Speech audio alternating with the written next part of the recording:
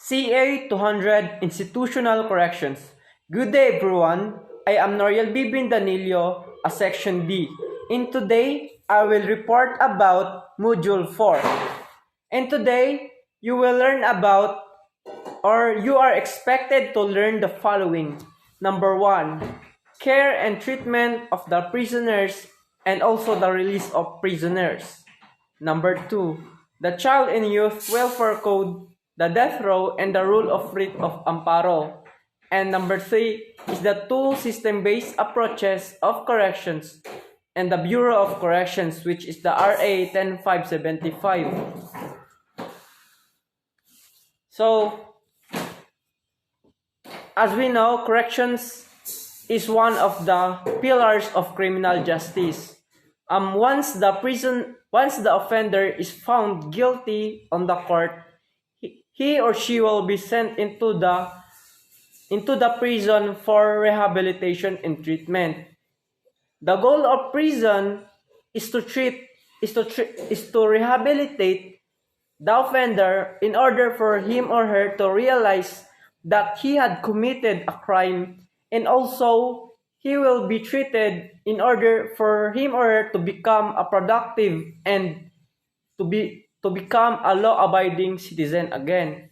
And prison is not only for incarceration, but also prisoners are also human beings that needed to be treated and cared.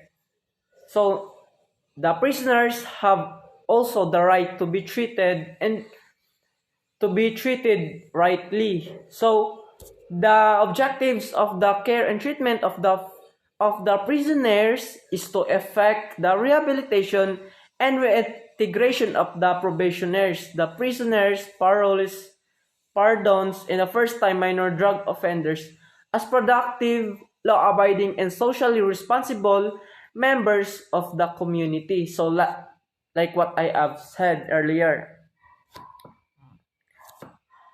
So the objectives are the following. Number 1, a well-planned supervision programs for probationers, parolees, pardonists, and first-time minor drug offenders, which are aligned to the national program thrust of the government, such as sariling sikap, jail decongestion in the following, and also includes criminals.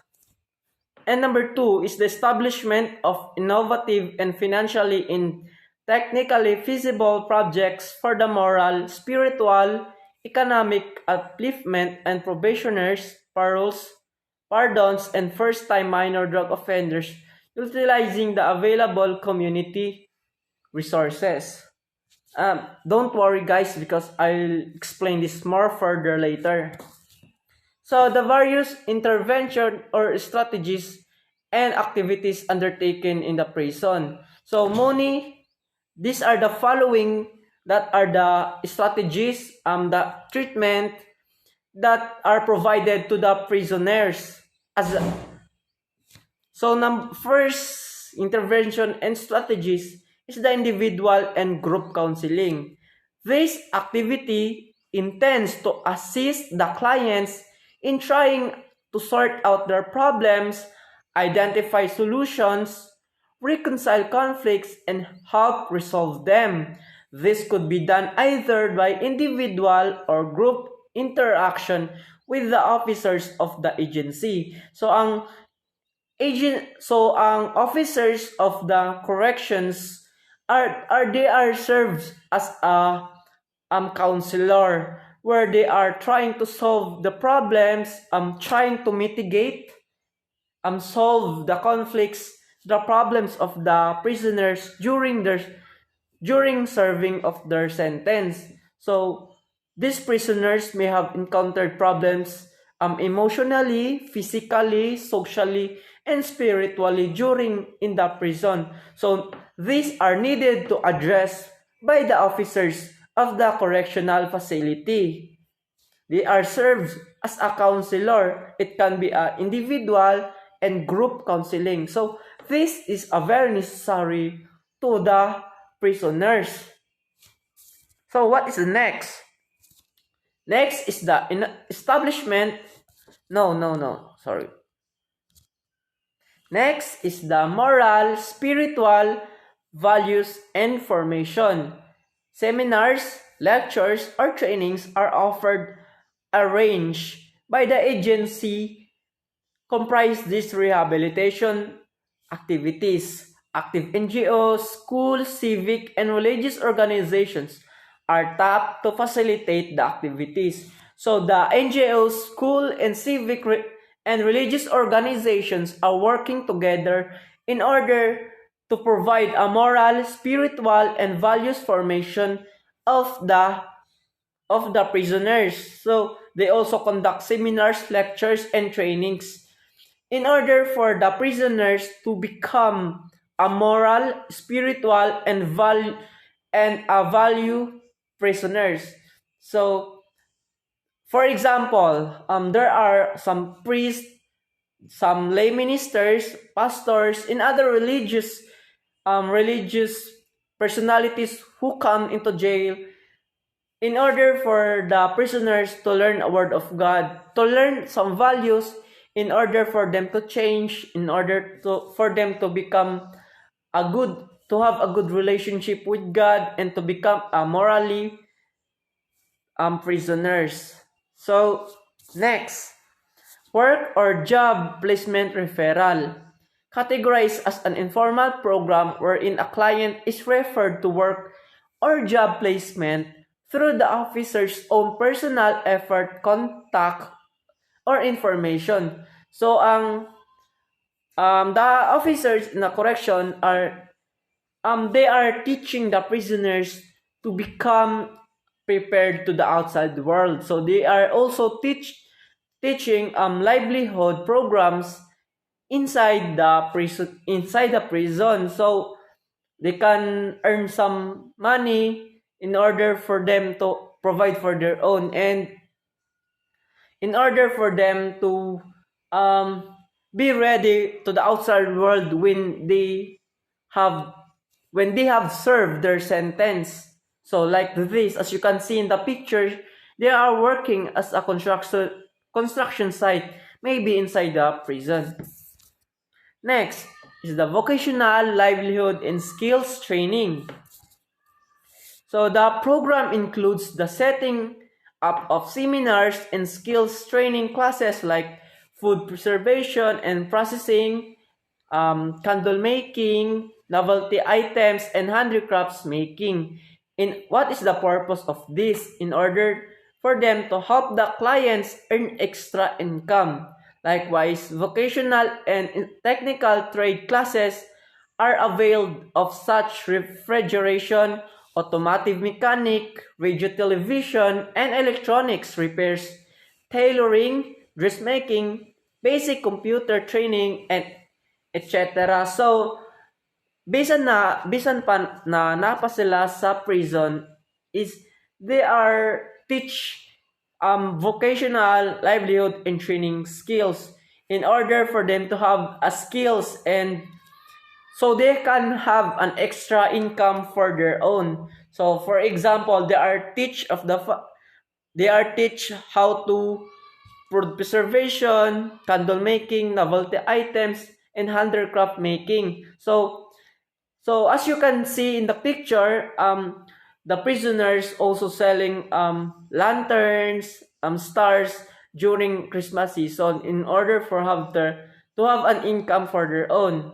So bisan pa na sila sa prison, it does not mean that they are they have no knowledge of the livelihood. They are also teach in order for them to prepare an outside world outside the prison. So they learn something while inside the prison. So that's the good thing. So that's the very good objectives of the rehabilitation and treatment, so that the prisoners can reintegrate back to the society. They can provide for their own and become a law-abiding citizen again. So that was the main purpose of the corrections. So number 5 is health and mental and medical services. To address some of the basic needs of the clients and their own families, medical missions are organized to provide various forms of medical and health services, including physical examination, treatment, free medicines and vitamins, dental examination and treatment, drug dependency test, and laboratory examination. So, prisoners are treated as human beings while in a prison, so they can avail the right of a healthy being. So they are provided free of charge physical examinations, vitamins, treatment, drug dependency test, and laboratory examination. So in the prison, there are inevitable circumstances that prisoners are got sick, they got diagnosed with different conditions that needed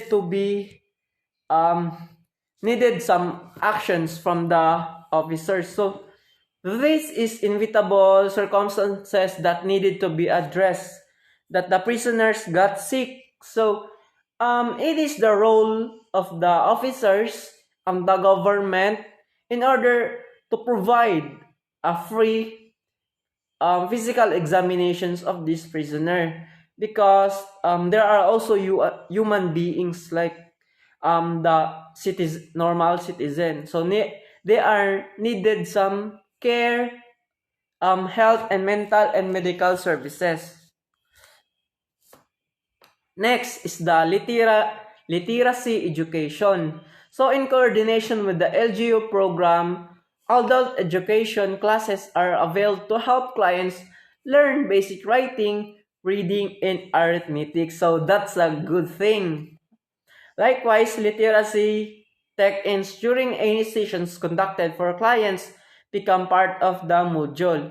This is particularly intended for clients who are no read, no write. So it means illiterate, to help them become functionally literate. So in prison pod, they are conducting a literacy and education. So napoy school sa prison where the officers are teach how to read and write. So that's very good. So because while in the prison, they are learning something. They are learning some livelihood programs. They are learning some literary education, and they are also formed to become a law-abiding citizen again. So they can learn how to read and write. So that's the good thing, because while in prison, they can learn something. Dili sila lang. Prison is not just being punished, not just being a deterrent, not just being an incarceration, but also the modern correction system are more focused on preventing crime and rehabilitation and treatment of the offenders. So that's a very good thing. So next is sports and physical fitness. Activities that provide physical exertion like sports, game, group play are conducted to enhance the physical well-being of the clients.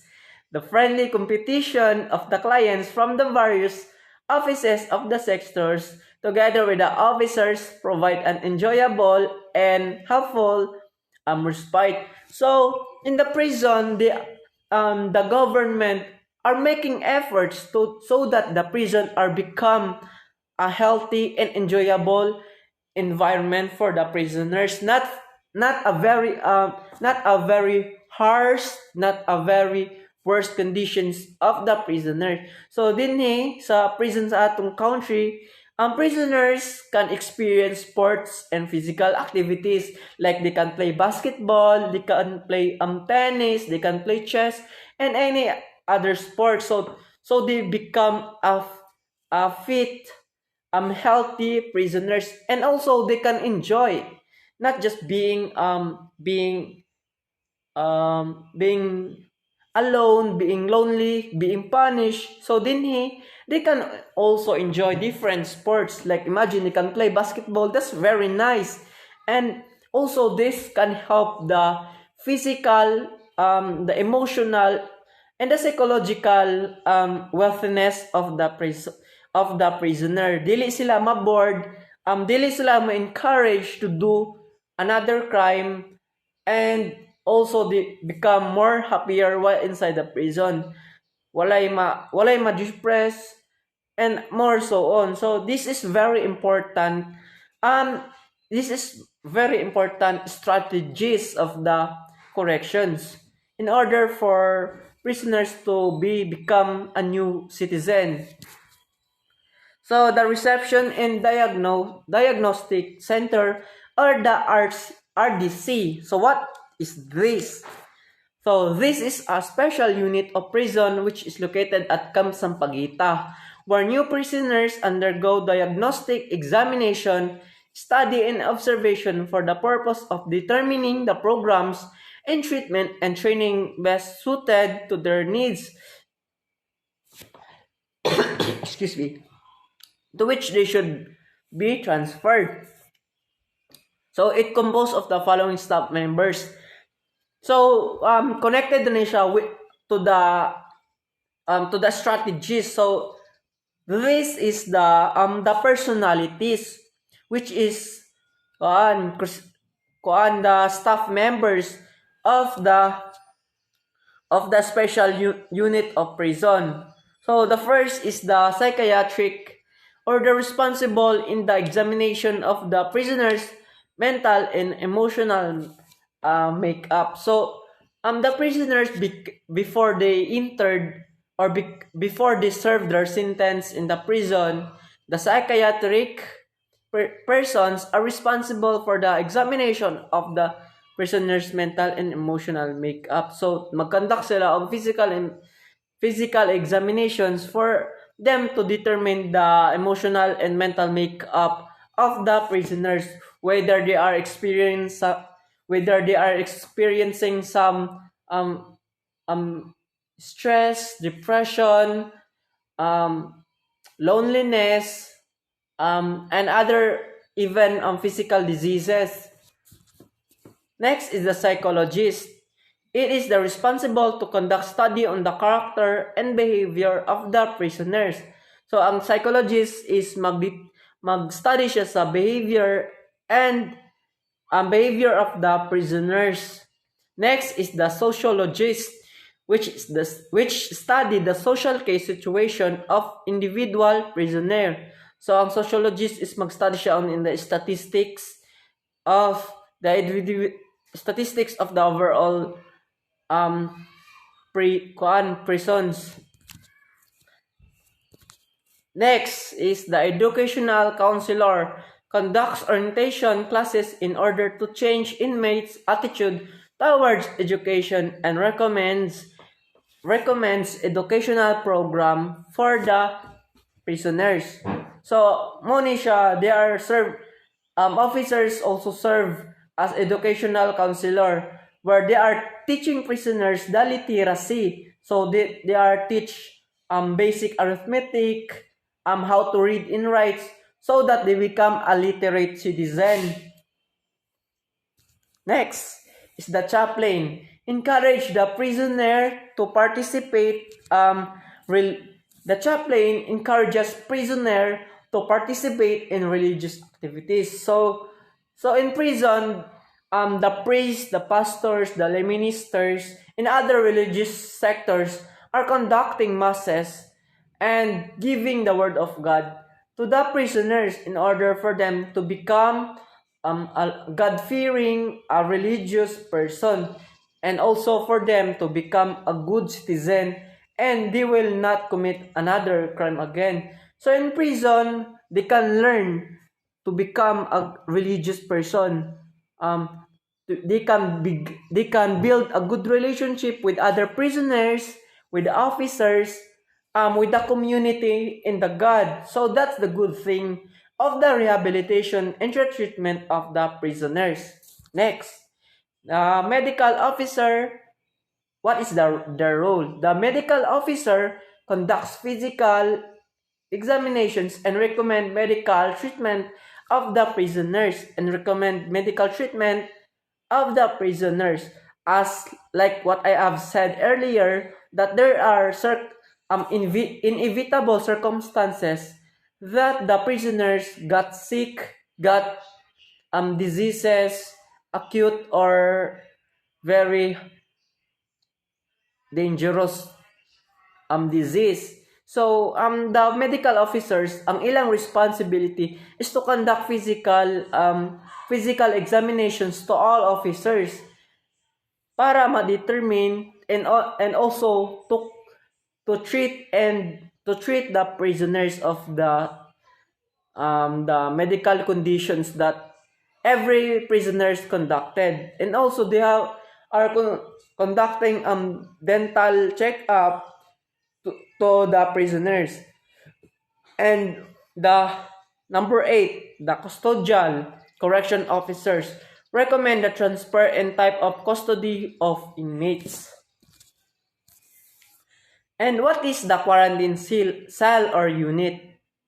So this is the unit of the prison or a section of the RDC where the prisoners are given through physical examination including blood tests, x-ray, vaccinations, and immunity.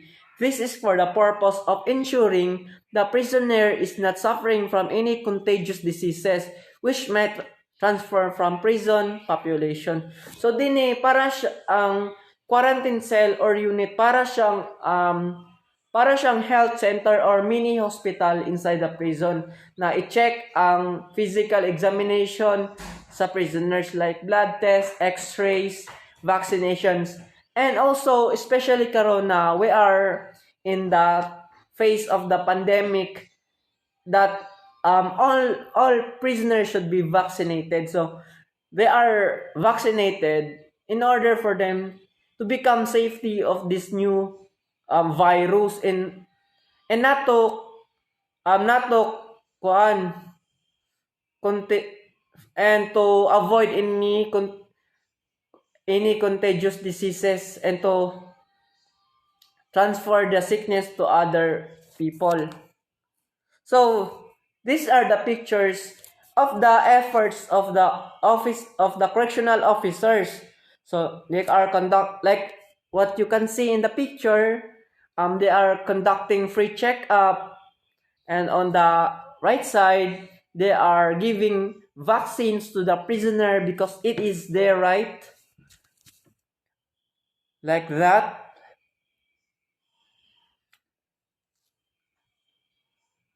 Philippine correctional system. So the Philippine correctional system has two approaches. The first is the institutional correctional system, and second is the community correctional system. And also the institution base has 3 levels, which is the national, the provincial, the sub-provincial, and the district, city, and municipal jails, while the community-based approach has approbation, parole, conditional pardon, and release of recognizance as mode of release. So what is the institution-based approach? So presently, there are three executive departments that supervise and control the numerous institutional facilities nationwide, which provides incarceration and rehabilitation of the offenders. These are the Department of Justice, the DILG, and the DSWD. So basically, in layman's term, ang institution-based approach is it happens when a person has committed a crime and are proven guilty by the court. He will serve his sentence inside the prison. So that will be the difference between the community-based and institution-based. So while the institution-based are of course when a person is serving his sentence inside the prison, the community-based approach is a person who committed a crime or the offender is serving his sentence not in a prison but in the community. So not all convicted offenders have to serve their sentence behind bars. Some are allowed to stay in the community, subject to conditions imposed by the government. They are either granted by probation, parole, conditional pardon, and recognizance. So the probation, the parole, the conditional pardon, and recognizance are the factors that the person will not longer serve his sentence inside the prison, but only in the community. So I will discuss this further. What is the probation, parole, and conditional pardon and recognizance later. So the Presidential Decree 765 is the enacted last July 16, 1975, creating the Office of the Jail Management and Penology under Brigadier General Lakian during the time of annual of the salaries. The city and the municipal jails were under the supervision and control of the local PCINP and supported by the local government financially. Next, what is Republic Act 16975? It is the DILG Act of 1990 which creates the PNP, the Fire and Jail Services, as a separate and distinct bureaus. So, ang Republic Act 16975 is the reason why the PNP, the Fire and Jail Services are separated. It is the Tri-Bureau. On July 1, 1991, the BGMP created under the DILG to supervise control and administration of all district, city, and municipal jails. So, ang PNP, ang broad niya is to protect, to save life and property. So, ang fire is during the emergency, during earthquakes, fire, during the storm, in certain national emergencies. And jail services or the BGMP, ang ilang role is to control the administration and operation of all district, city, and municipal jails. So, there are also the 7 correctional institutions. So, what is the writ of amparo? This is very important. It is a remedy available to person whose right, liberty, or security is violated or threatened, a violation by unlawful act or omission of a public official or employee or a private individual or entity. So, for example, if the officers are conducting an arrest and they are and the mode of arrest is very intimidating, very coercive, using unnecessary force. So an accused can file a writ of amparo. For example, is the extralegal killings, enforced disappearance, or threats, like what I said. Therefore, what does the right of life, liberty, and security means? So, first is the life, the right to be alive. It is a life to live with the assurance that the government established and consequence to will protect the security of his person and property. So, in the Constitution, we have a right to live. All of us have a right to live, to free from danger. Liberty. We have a right to free from arbitrary restraint or servitude. The right to exist and the right to be free from arbitrary restraint or servitude. So all of us, it is our innate right. It is our right to be free and to be free from arbitrary restraint or servitude, unless we are being deprived of liberty when we committed a crime in a violation of the public law. We are serving our sentence in the prison. Next is the security, is the freedom from fear, guarantee of bodily and psychological integrity or security, and the guarantee of protection of one's rights by the government. So it is our life, right to live, right to be free, and right from being secured, freedom from fear. So the coverage of the writ shall be cover extralegal killings and enforce disappearance of threats thereof. What is the extralegal killings which I mentioned earlier? Extralegal killings are the killings committed without due process of law, legal safeguard, and judicial proceedings, like the term of President Rodrigo Duterte, that there are lots of killings that occurred during the campaign on the war on drugs. There are lots of killings that happen. So this is the extralegal killings. Enforced disappearance is the arrest, detention, and abduction of persons by or which authorization, support, and acquiescence of state or a political organization, followed by a refusal to acknowledge that deprivation of freedom to give information on the fate or whereabouts of those persons with the intention of removing from the protection of law and prolonged period of time. So especially the powerful, the elites, the politicians, the businessman, the entrepreneurs, or very rich person, um, they can arrest, detain, and abduct persons illegally. So this time we can file a writ of amparo in order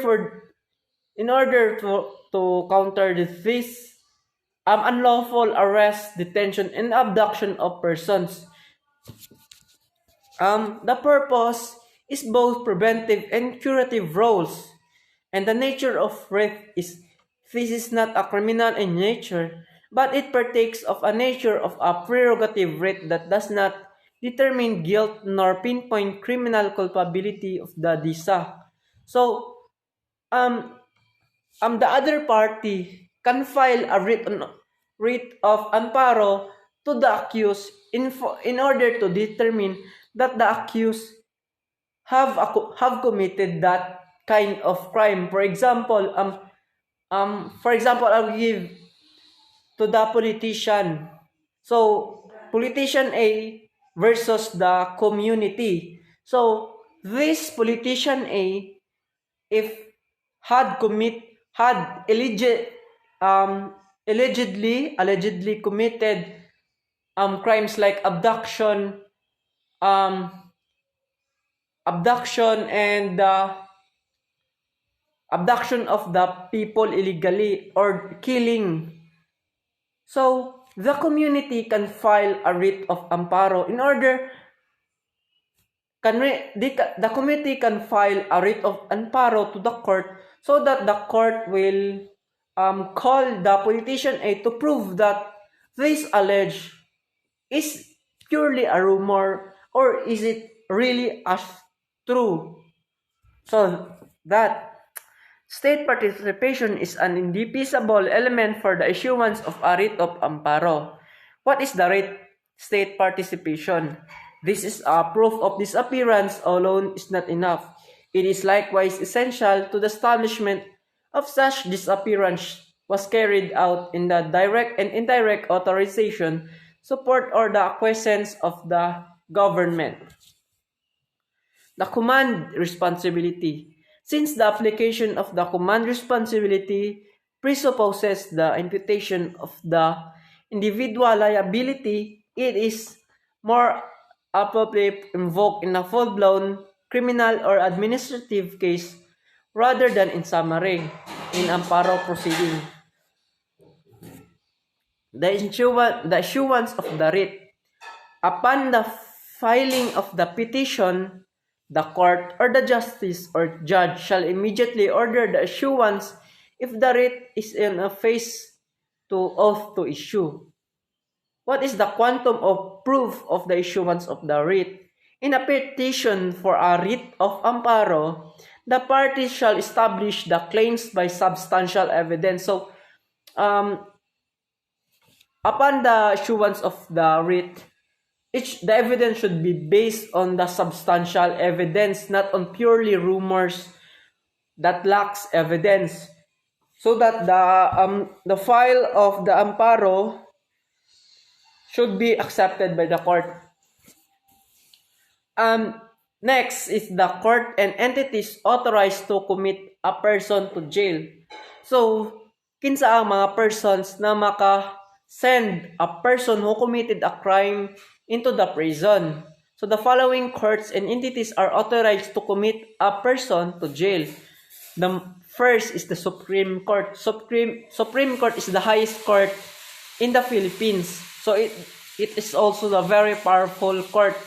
Next is the Court of Appeals, the Regional Trial Court, the Metropolitan Municipal Trial Court, the Municipal Circuit Trial Court, the Board of Transportation, the Deportation Government, the Commission on Elections, the National Prosecution Service, the police authorities, the Sharia law, the all administrative bodies as may be authorized by law. So these entities have the power to send the person who commit a crime into the jail. Next is the movement or transfer of the inmates. The first is the maximum security measures shall observe at all times, improving escort to non-bailable inmates, following the ratio of 1 plus 1 is equal to 1 security. So, non-bailable inmates, it means that they are the prisoners who have serving reclusion perpetua. Reclusion perpetua is non-bailable. So, 1 inmate is equal to 2 security. Letter B. Inmates in transit should always be handcuffed. So, ang prisoners or inmate upon transfer or movement, it should be handcuffed to avoid escape. C. Regard all non-bailable inmates being transferred as extremely dangerous to avoid being careless. So upon moving and transfer of inmates, especially the non-bailable, they should be treated as dangerous to avoid being careless. So there should be a maximum security guard in order for the prisoners which is highly dangerous to escape. Next, letter D. Always escort an inmate in going to a toilet or a washroom. So, masabtan naman nato na always escort an inmate to going to a toilet or washroom, and also the purpose of security and to avoid the escape. Letter E. Escort personnel must have issued firearm at least 1 basic load of ammunition. So pag mag-escort ang security personnel into an inmate, he must have an issued firearm with at least 1 basic load of ammunition in any case of emergency like escape, he will fight back, the prisoners may fight back. And F is guard or escort must follow the most direct route from jail to court and back. So the escorts or guards must follow a direct route from jail to court and back. And letter G, escort should provide their own drinks to avoid being drugged that would affect their sensorium. So ang escort is they should not drink drinks that are given by prisoners or other people. He should have a drink on their own. Letter H is high-risk inmates should have backup vehicle to presume rescue and or abduction. So there should be an extra security like backup vehicle in cases of emergency like abduction or preempt rescue. Letter I. A guard must be extra careful not to sit, stand or walk next to an inmate while carrying a gun as it is can be easily grabbed for him. So, may sabtan man nato na ang guard dili siya dapat mulingkod, mutindog or duol sa inmate, especially that he or she had a gun, because there is a tendency that the inmates will grab the gun and shoot you. So to avoid that very serious incident, the guard must be extra careful. And letter G, the movement or transfer of inmates shall be treated confidentially.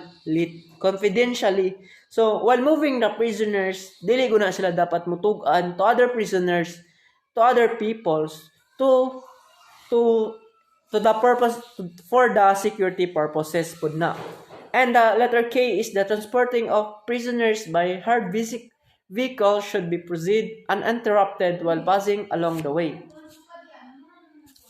Next is the prisoner privilege. So, ang prisoners is na po sila privilege. So, what is the privilege? Ang una is good conduct allowance to reduce his prison sentence. Panglitan pag ang prisoners is nakitaan siya ng kuha na siya is he is become a law-abiding citizen again while in prison. So, na tendency na mo lower ang iyang sentence from prison, for example, from prison correctional, ang maximum naman niya is 6 years and 1 day to 12 years. So, na tendency na ma-serve lang niya is the minimum lang, which is the 6 years. Ganyan. Next is to write and send letters to his family and friends. Makasend siya og letters from iyang family and friends. Letter C is to receive authorized visitors on any day except Fridays and Saturdays. So, karaniwan man gud is minimize lang ang visitation by family. But in prisoner's privilege, he can receive visitors in any day except Fridays and Saturdays. Letter D, to attend and participate in any entertainment or athletic competitions in the facility. He can also read books and other reading materials in the prison library. And he can also smoke cigars and cigarettes except in prohibited places. And also, the prisoner's privilege, the prisoner can also receive gifts and prepared foods from his visitors, but it is also subject for inspection. So what is the Article 98 or the special time allowance for loyalty? So this is the deduction of the 1/5 of the period of sentence. It shall be granted to any prisoner who, having evaded his preventive imprisonment or the service of the sentence under the circumstance mentioned in Article 158 of this code, gives himself a proclamation announcing the passing away of the calamity or catastrophe referred to the said article.